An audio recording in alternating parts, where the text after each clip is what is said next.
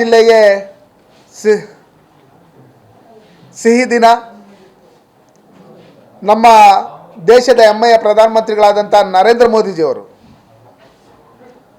ಮತ್ತು ಫ್ರಾನ್ಸ್ನ ಪ್ರಧಾನಮಂತ್ರಿಗಳು, ನಮ್ಮ ದೇಶದ ರಕ್ಷಣಾ ಸಚಿವರಾದಂಥ ರಾಜನಾಥ್ ಸಿಂಗ್ ಅವರು ಮತ್ತು ಫ್ರಾನ್ಸ್ನ ರಕ್ಷಣಾ ಸಚಿವರು, ಪ್ರಧಾನಮಂತ್ರಿಗಳು ದೆಹಲಿಯಲ್ಲಿ ವರ್ಚುವಲ್ ಇನಾಗ್ರೇಷನ್ ಮಾಡ್ತಾರೆ.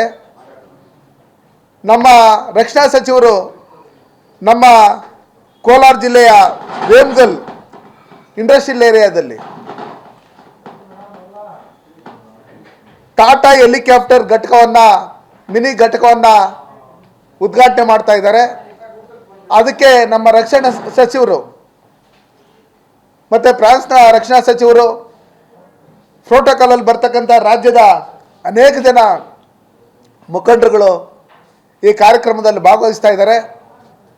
ನಮ್ಮ ಕೋಲಾರ ಜಿಲ್ಲೆ ಇವತ್ತು ಹೆದ್ದಾರಿ ಇರ್ಬೋದು, ಇವತ್ತು ರೈಲ್ವೆ ಮಾರ್ಗಗಳಿರ್ಬೋದು, ಪ್ರತಿಯೊಂದು ಡೆವಲಪ್ಮೆಂಟ್ ವಿಷಯದಲ್ಲಿ ಬಂದಂಥ ಸಂದರ್ಭದಲ್ಲಿ ಕೇಂದ್ರ ಸರ್ಕಾರದ ಪಾತ್ರ ಹೆಚ್ಚಿದೆ.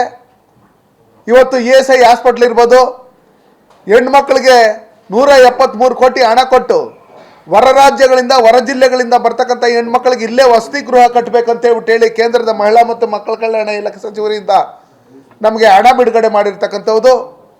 ಇದನ್ನೆಲ್ಲ ನೋಡಿದಂಥ ಸಂದರ್ಭದಲ್ಲಿ ಬೆಂಗಳೂರು ಬಿಟ್ಟರೆ ಕೋಲಾರ ಇವತ್ತು ಚೆನ್ನೈ ಎಕ್ಸ್ಪ್ರೆಸ್ ಕಾರಿಡಾರು, ನ್ಯಾಷನಲ್ ಹೈವೇಗಳು ಎಲ್ಲ ಉತ್ತಮವಾಗಿರೋದ್ರಿಂದ, ಏರ್ಪೋರ್ಟ್ಗೂ ಹತ್ತಿರ ಇರೋದ್ರಿಂದ ಇಲ್ಲಿ ಹೆಚ್ಚಿನ ರೀತಿಯಲ್ಲಿ ಕಾರ್ಖಾನೆಗಳು ಬರೋದಕ್ಕೆ ಶುರುವಾಗಿದೆ.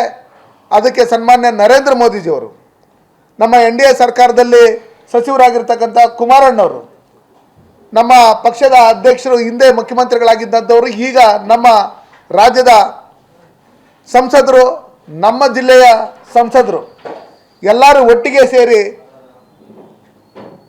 ಕೇಂದ್ರದಲ್ಲಿ ಒತ್ತಡವನ್ನು ಏರಿ ಬೆಂಗಳೂರಿಗೆ ಹತ್ತಿರ ಇರ್ತಕ್ಕಂಥ ಕೋಲಾರ ಜಿಲ್ಲೆ, ಚಿಕ್ಕಬಳ್ಳಾಪುರ ಜಿಲ್ಲೆಯಲ್ಲಿ ಹೆಚ್ಚಿನ ಕಾರ್ಖಾನೆಗಳನ್ನು ಬರಬೇಕಂತೇಳಿ ಪ್ರಯತ್ನ ಏನು ಪಡ್ತಾ ಇದ್ದಾರೆ.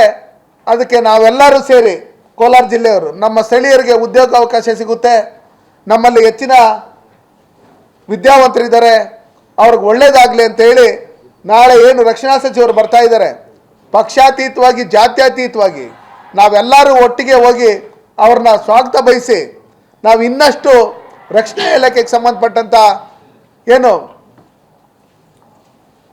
ಉಪಕರಣಗಳನ್ನು ಮಾಡೋದಕ್ಕೆ ಇನ್ನೂ ಹೆಚ್ಚಿನ ಫ್ಯಾಕ್ಟ್ರಿಗಳನ್ನು ಇಲ್ಲಿ ಮಾಡಬೇಕು ಅಂತೇಳಿ ಒತ್ತಾಯ ಮಾಡೋದ್ರ ಮುಖಾಂತರ ಅವರಿಗೆ ಧನ್ಯವಾದಗಳನ್ನು ಹೇಳೋಣ.